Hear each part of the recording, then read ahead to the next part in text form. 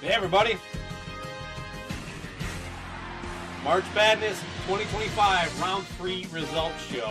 We're getting down there, so it's just going to be me tonight. We're going to hammer through this fairly quickly. Once again, thank you everybody who's been voting, people who turned into brackets, and of course everybody that just listens to the show and checks out our YouTube page and all that good stuff. Thank you, thank you, thank you. March Badness 2025 is almost a wrap, and once again, it's been a nice, fun ride and a big success, so couldn't do it without you. Well, let's get right to it. Round 3, the very first matchup we got is we got Megadeth. Sorry, I got too many mouses here. Motley Crue, Generation Swine going up against Megadeth Risk. Now, I think both myself and Sinzak in the last results show predicted that Motley Crue would walk away with this, and they largely did, with a total of a 66% victory. It was tight in the Cobras and Fire group. Only 56% of the voters went for Generation Swine. A little more lopsided in the Decibel Geek group. 80% of the votes going there. So Motley Crue, Generation Swine officially advances to the Final Four.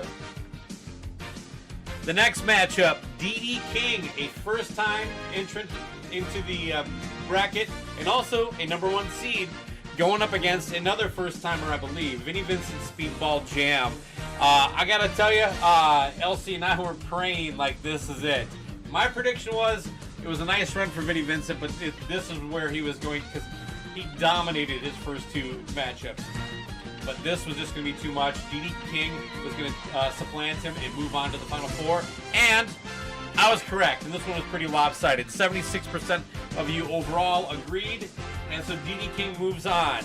That is with 73% of the vote in the Cobra and Fire group and 77% in the Decibel Geek group. So, not close at all. So, next up, we got Nitro Out Fucking Rages, a brand new first-time contestant going up. A pretty regular nomination, but one that never really quite gets her done, and Poison Hollyweird. Now, Nitro has had a great run, pretty much dominating their way up here. So is Poison, and this kind of feels like Poison's year, but I was really pulling for Nitro, and I kind of thought it was going to do it, but this was the closest matchup, and this is the only split between the two, between all the matchups this week. Nitro, actually, Nitro in the Cobra and Fire group lost with 44% of the vote. Poison won with 56%. Exactly flopped those percentages in the Decibel Geek group. Nitro actually won that one with 56%. But in this category, more of you people were voting in the Cobra group. So it gets a slight 52% of the vote goes to Poison. So Poison Hollyweird advances on to the Final Four. So, you know, Nitro, something tells me you're going to be back in 2026. It was a nice run, but it just wasn't your year. All right, then we get down into the Camaro region. We got Peter Criss' 78 solo album going up against Gene Simmons' Asshole. I never get tired of saying going up against Gene Simmons' Asshole for some reason. So we got 2 former buddies, former bandmates going head-to-head. This one, I thought because Peter squeaked out his first victory by 1 vote and his second one by 2. So he's got this far with, by the 3 total vote lead. Easily the tightest vote total getting this far. So Gene walked away with this one though. 81% in the Cobra and Fire group and 65% in the Decibel Geek group. So a nice lopsided 74% victory overall for Gene Simmons' Asshole. So Gene Simmons' Asshole advances to the Final Four. Now let's get to the brackets and give you kind of a heads up on where we're at for the listeners. So last week, David Glenn moved into first place, and this week, he gets surpassed. Now he's still in second place, so David Glenn has 32 total points, but only 1 of his Final Four remaining. Jason McIntosh is sitting pretty good.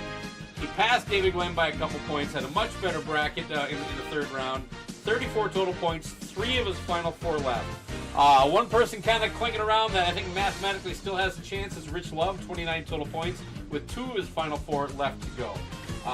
And then as far as Oh, I might as well mention the worst last place. Fred McGill has been holding it since the beginning of the tournament. Sorry, Fred, you got 12, but unlike a lot of people, you still got one of your final 4 left. There's a bunch of people that don't have anybody left. All right. So to Chris Sinzak, he is dominating the selectors bracket pool. He has 30. He would be in first place alone. Motherfucker's got 36 total points and all of his final 4 left. He could run the table pretty easily. Up next is me. I got 29 points total, and I got 2 of my final 4 left. I did look at what was left and what I got for a champion versus him. I believe mathematically I have a shot if things fall my way, but it's a nice spot that Chris is sitting in. So, then we got Aaron Camaro with 28 and 2 of his final 4 left. Unfortunately, he is knocked out of any further points. The ones he has advancing are just eliminated. So he had basically he had Vinnie Vincent and U2 meeting in the final. They're already gone. So while he got 2 into the final 4, his point total is locked at 28 total. And LC had a nice run, 22 total points. He's got 1 of his final 4 left.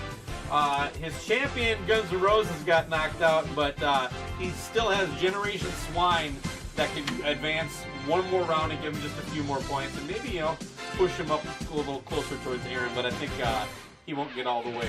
So, we got a couple comments before I check out here. What do we got here? Hey, hello, Bakko. Hello. Hey, buddy.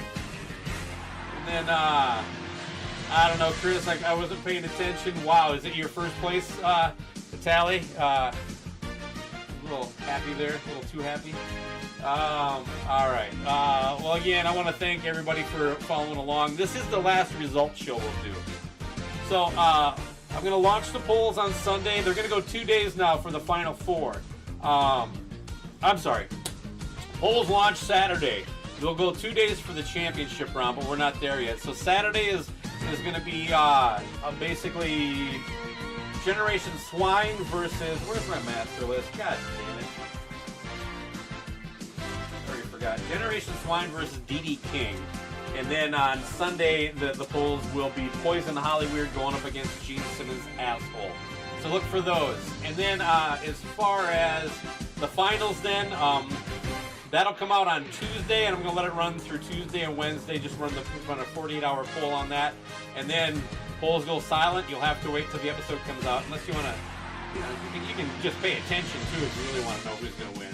But so there's your 4. Here, let me grab that. I got a nice little treat for everybody here. And where do we go? There we go. There's your final 4. So you got Motley Crue, Generation Swine versus DD King. And this would have helped if I just pulled this up sooner, huh?